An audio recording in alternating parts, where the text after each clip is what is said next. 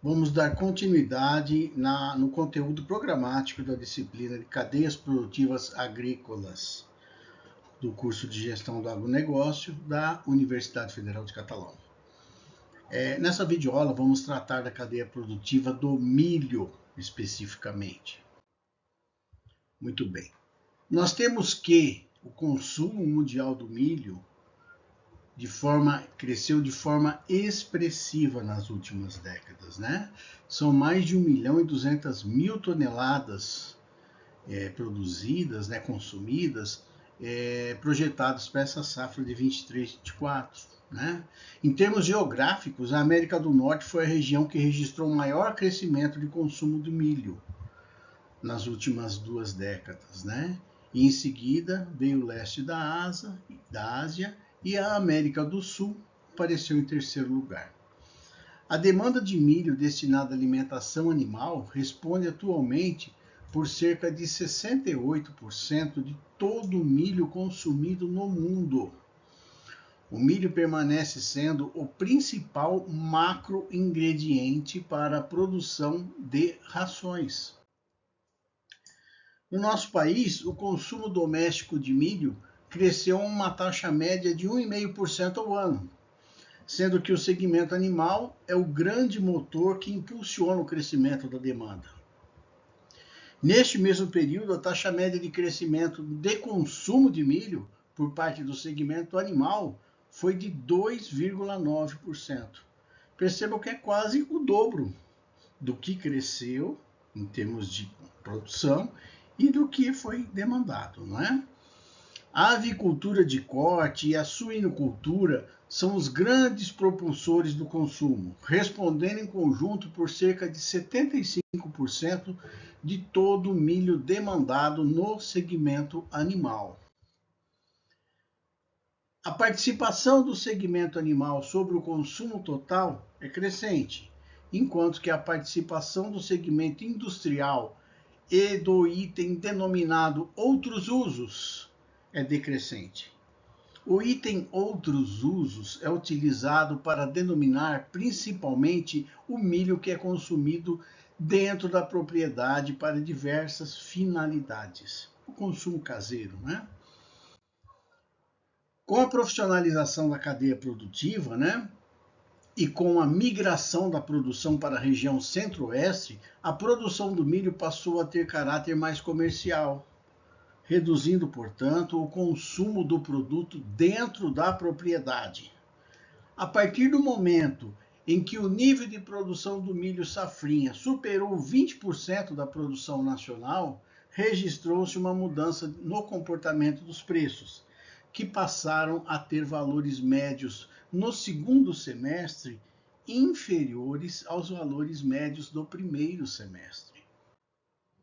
No que tange o mercado internacional, o Brasil só possui competitividade nas exportações por uma questão cambial e não por custo de produção.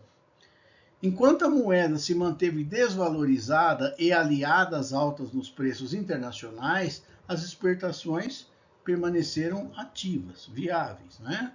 A inserção do milho brasileiro no mercado internacional ocorreu muito mais por uma mudança na política macroeconômica no Brasil, que em decorrência das oportunidades oferecidas pelo mercado externo. Não é? Em razão da baixa produtividade brasileira e diante do alto consumo doméstico que nós temos, os preços do milho no Brasil sempre foram pouco competitivos em relação aos preços praticados nos países exportadores. Em novo ambiente tecnológico, a produção de milho nos próximos 10 anos deverá ser amparada muito mais pelo aumento de produtividade por crescimento de área, principalmente, em se tratando de milho cultivado no verão. O sucesso da cadeia produtiva do milho no Brasil dependerá da eficiência de sua coordenação, envolvendo os agentes diretos que compõem a cadeia, assim como as estruturas de apoio, no caso, agências de pesquisa, logística, agentes de crédito, por aí. A cadeia produtiva do milho é um dos segmentos econômicos mais importantes do agronegócio brasileiro. Considerando-se apenas a produção primária, o milho responde por cerca de 37% da produção de grãos no nosso país. Ao mesmo tempo, é insumo básico para a avicultura e suinocultura, dois setores extremamente competitivos em nível internacional e grandes geradores de receitas via exportação para o nosso país.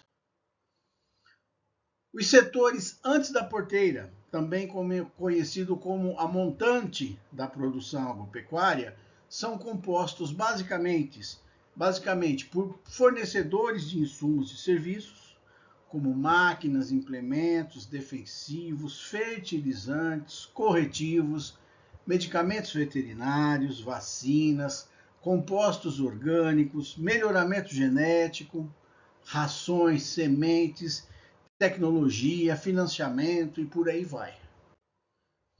Por sua vez, a produção agropecuária, também denominada como dentro da porteira, é o conjunto de atividades desenvolvidas dentro das unidades produtivas agropecuárias, ou seja, o preparo e manejo do solo, tratos culturais, irrigação, colheita, criação, transformação em pequena escala, geleias, doces, polpas de frutas, enfim, turismo rural e atividades complementares. Na produção de milho, como característica, tem-se a pulverização da produção e a dualidade tecnológica.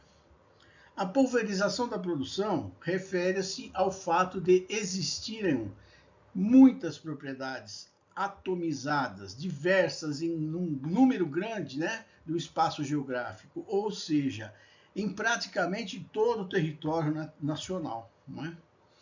Já a dualidade tecnológica demonstra que a produção de milho é realizada tanto em propriedades altamente tecnificadas, bem como em lavouras de subsistência. Os setores depois da porteira, também conhecidos como ajusante da produção agropecuária, abrangem todas as atividades relacionadas à comercialização dos produtos agroindustriais até que eles atinjam os consumidores finais. Referem-se às atividades de armazenamento, beneficiamento, industrialização, embalagens, distribuição e tudo mais. Neste estágio, vários dos agentes envolvidos neste processo, sendo que na região sul do país há uma participação mais ativa do setor cooperativo neste processo, enquanto que na região centro-oeste é notável a participação de traders. Ou seja, destes agentes todos envolvidos nesse processo, se dividirmos o país por regiões, no sul, o cooperativismo é mais forte. Já a produção no centro-oeste é explorada pelas traders, pelas grandes companhias de compra e venda de safras. No que tange à industrialização do produto, cabe destacar que são dois processos que dão origem aos produtos utilizados em processos industriais: a moagem seca e a moagem úmida.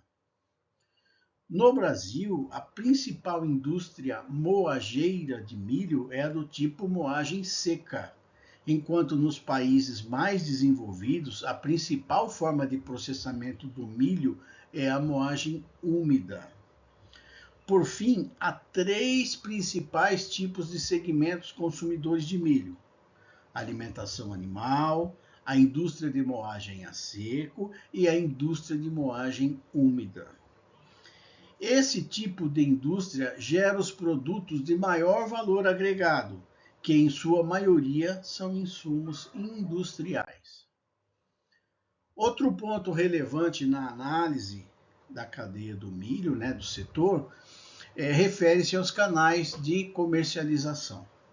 Os canais de comercialização são um conjunto de organizações interdependentes, envolvidos no processo de disponibilizar um produto ou um serviço para o uso ou consumo. Canal de comercialização pode ser definido como uma sequência de mercados pelos quais passa o produto, sob a ação de diversos intermediários até chegar ao consumo final, no seu local onde será consumido, né? Cabe destacar que os canais de comercialização variam de acordo com cada produto e região e envolvem diferentes agentes comerciais e demandam diferentes infraestruturas de apoio. No mercado interno, tem buscado se adaptar de modo a atender às demandas crescentes dos setores de aves e suínos, como também gerar excedentes exportáveis. As principais mudanças ocorridas na cultura do milho são classificadas em dois grupos, que se interrelacionam: o deslocamento espacial, promovido por outras culturas mais rentáveis, e o deslocamento temporal, com o plantio de uma segunda safra em sucessão à cultura de verão. No deslocamento espacial do milho, refere-se ao processo decisório dos produtores que levam em conta a relação preço-custo das culturas alternativas. Como o milho disputa a área com a soja na safra de verão, a relação que historicamente se convencionou foi de 2:1, 2 sacas de milho para 1 saca de soja. O produtor planta o milho se a relação de preço com a soja sinalizar menos de 2 unidades monetárias. Ao caso contrário, os produtores que dispõem dos equipamentos necessários optam pela soja. Em cenários de relação desfavoráveis para o milho, a produção desse cereal desloca-se para outras áreas ou para produtores com menor aporte tecnológico.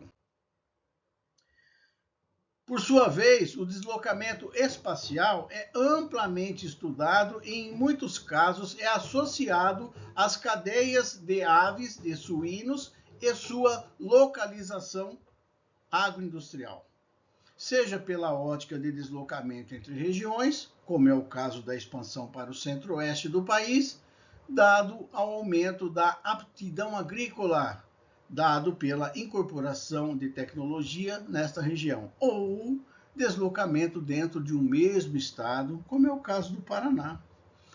Por outro lado, utilizaram os polos de oferta de milho para determinação da localização econômica ótima para as agroindústrias de abate de aves e suínos.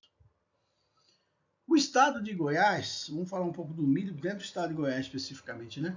O estado de Goiás é o terceiro maior produtor de milho em escala nacional devido à sua capacidade climática e topográfica. A região adequa a possibilidade de realização de 2 safras anuais, permitindo a expansão da cultura. O desenvolvimento das novas cadeias produtivas significou investimentos em infraestrutura, intensificação no processo de industrialização e maior dinamismo da economia regional. Na cadeia produtiva do milho, temos uma cultura de rotação intimamente ligada à maioria das instalações agrícolas do estado. Entretanto, diferente da soja, por exemplo, este grão comumente atrela-se às pequenas propriedades em regime de subsistência, ou mesmo para a sustentação de um rebanho de corte. A produtividade média nos últimos 10 anos vem aumentando em ritmo expressivo. Entre os fatores que contribuíram para este resultado está a disseminação da prática da rotação da cultura e a expansão da demanda regional, puxada pela expansão dos confinamentos na produção animal e da indústria processadora. Esta última beneficiada pela política fiscal expansionista que foi adotada pelo estado de Goiás na última década. Um dos fatores mais peculiares relacionados ao milho no estado de Goiás denomina-se na diferenciação do preço interno para com o valor estabelecido com o mercado internacional. Esta commodity não segue o mercado externo devidamente por ser em grande parte comercializada e consumida internamente. Ou seja, a formação de preço é própria, ela é local. Logo, o milho possui uma base de precificação diferente do que a do mercado externo. Fatores como a própria demanda e oferta determinam o seu valor e não mais somente a predisposição do mercado internacional para importações e exportações, como no caso da soja, ainda que exista este objetivo para o setor. Ou seja, tudo que é produzido no estado de Goiás, o preço é formado dentro do estado de Goiás de acordo com a lei da procura e da oferta. Não se segue o preço estimado no mercado externo, preço da saca no mercado externo. Muito embora a nossa produção, ainda tímida, digamos assim, não gere tanto excedente para exportação. Não é? A partir do momento, obviamente, que começar a gerar excedente para exportação, podemos pensar na situação de preço ditado pelo mercado externo. E aí teria uma comparação. O que é mais vantajoso? Você vender no mercado interno ou no mercado externo? Né? Por sua vez, óbvio que se a produção for muito grande, terá consequências, terão que ser exportadas as partes excedentes. E isso faz cria até reflexos no preço interno do produto. Né? Um excesso de oferta pode derrubar o preço interno também no estado. Insumos do sudoeste goiano. Mesmo com o avanço na então fronteira agrícola, observamos o aumento da produtividade e da produção de vários produtos agrícolas, e o milho é um deles. Podemos descrever como insumos os fertilizantes e corretivos, as sementes modificadas geneticamente, os agrotóxicos, as máquinas, os implementos. Nesta perspectiva, procuramos conhecer e entender quais insumos estão presentes na área em estudo. Para se ter uma ideia, somente no município de Rio Verde existe mais de 10 empresas de fertilizantes. Boa parte delas são multinacionais, né? Percebam, olha, Cargill, Fertilizantes da Companhia Nacional, a Limeirense, Heringer, Tecno, Nutrição Vegetal, Mosaic, Rio Verde, Cooperativa Comigo, Nutriplantas e uma série de outras, né? Isso para citar alguns exemplos. Então, assim, o mercado ele é bem servido mesmo neste aspecto. Com isso, percebemos uma variedade enorme de comercialização de fertilizantes voltados, né, às plantações de toda a região.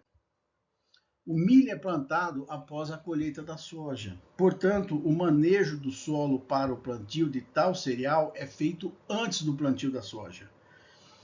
Para esta maneira, existe um plantio direto de milho, logo após a colheita da soja, de modo que seja possível pegar os últimos meses de chuva de verão e do início de outono, para não haver perda na produção.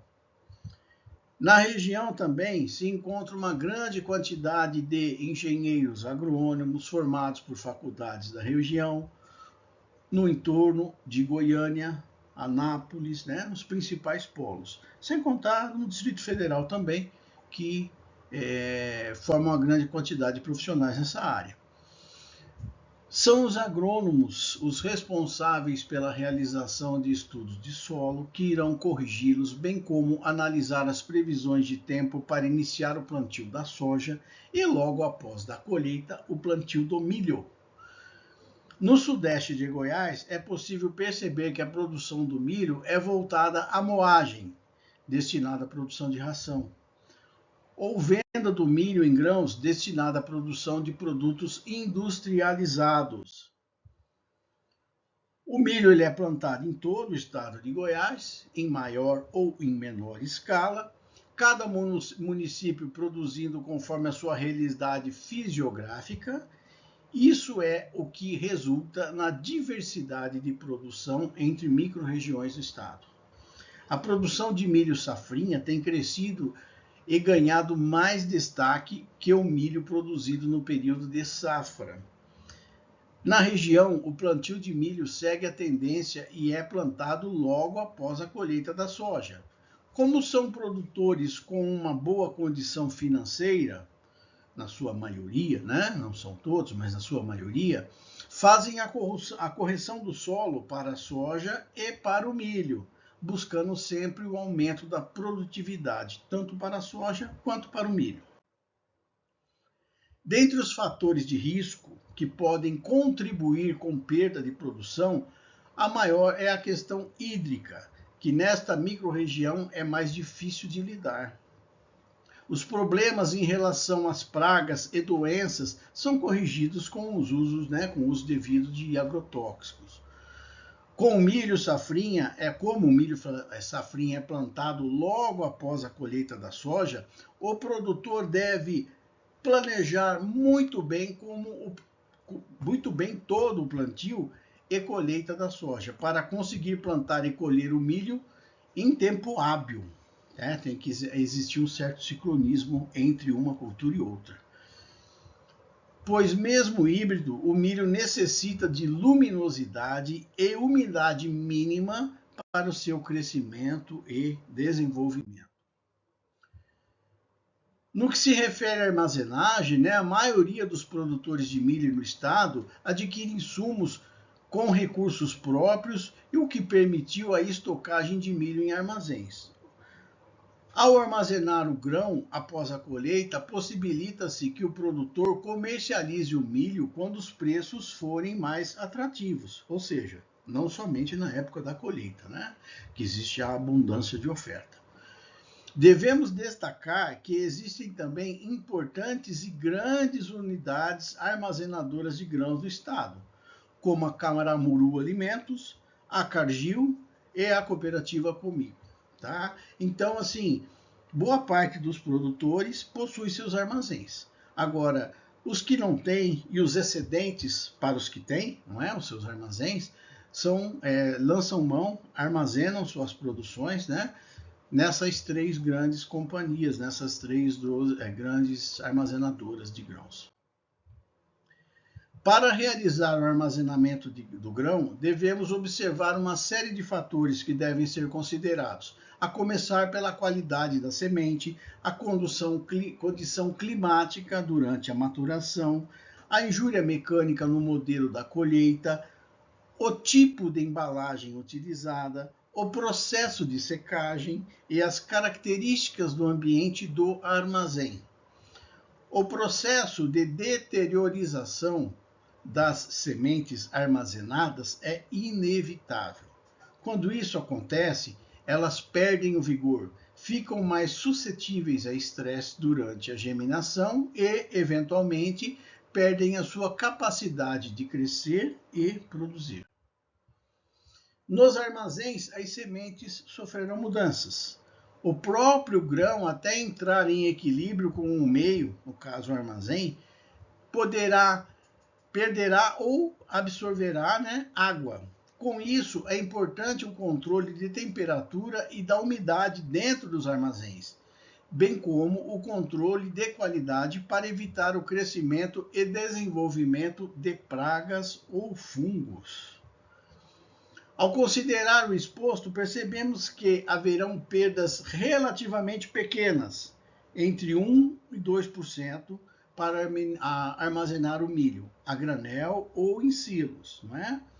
Contudo, tais perdas são compensatórias, pois o produtor conseguirá um valor melhor na venda de sua produção. Ou seja, colheu-se, tem uma quantidade muito grande, todo mundo tem, a colheita é feita na mesma época para todos, então tem aquela abundância de grãos no mercado. Com isso, aumenta a oferta, cai o preço. Com base nos armazéns de armazenagem, onde as perdas deverão ficar em torno de 1% a 2%, ainda compensa-se, porque você guarda, você vai ter essa perda de 1% ou 2%, mas você vai poder vender o grão no momento mais oportuno, com um preço melhor, não é? Então, é um percentual desprezível no caso.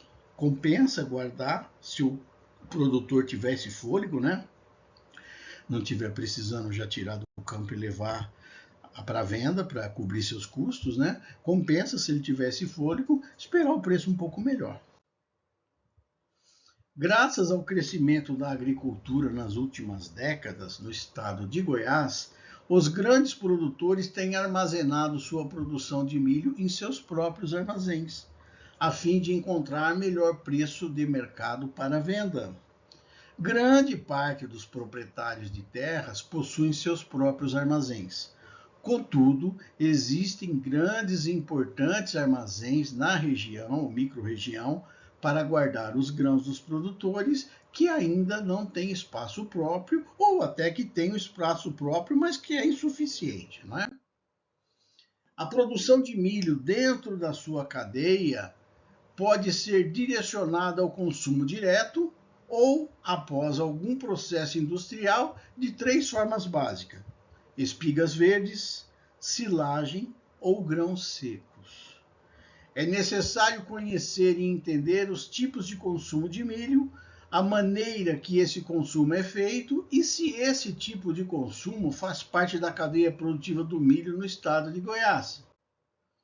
O milho verde, ele é destinado basicamente ao consumo humano. A comercialização do milho verde em espigas normalmente segue o processo de distribuição, passando por intermediários que fazem a revenda nos supermercados, ceasas, feiras livres, chegando mais rápido ao consumidor final. A silagem, a necessidade de alimentar o gado leiteiro, principalmente nos períodos de estiagem, com outro tipo de alimentação além da pastagem, fez tornar-se cada vez mais comum no cotidiano das grandes bacias leiteiras e dentro da produção de gado de corte o uso do milho, tornando-o uma importante fonte de produção de silagem, assim como o sorgo. Por sua vez, os grãos secos e os usos industriais. O grão seco é a principal forma, né, que o milho é consumido dentro da sua cadeia produtiva. Em grão, o milho pode ser processado e transformado em mais de 600 outros produtos. São os produtos derivados do milho, né, que nós encontramos nas redes de supermercados, por exemplo.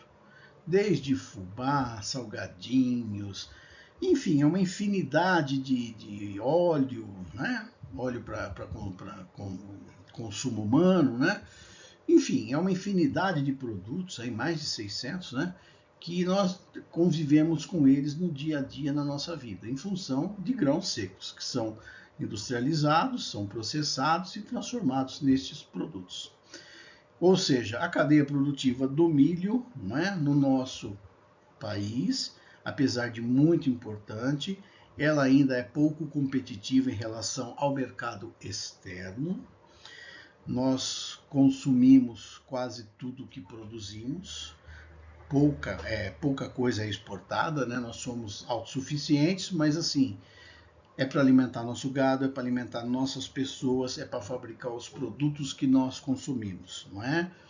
Ainda somos pouco competitivos, não temos preço para vender nosso produto lá fora. Essa é a realidade, apesar da produção ser de extrema importância, ok?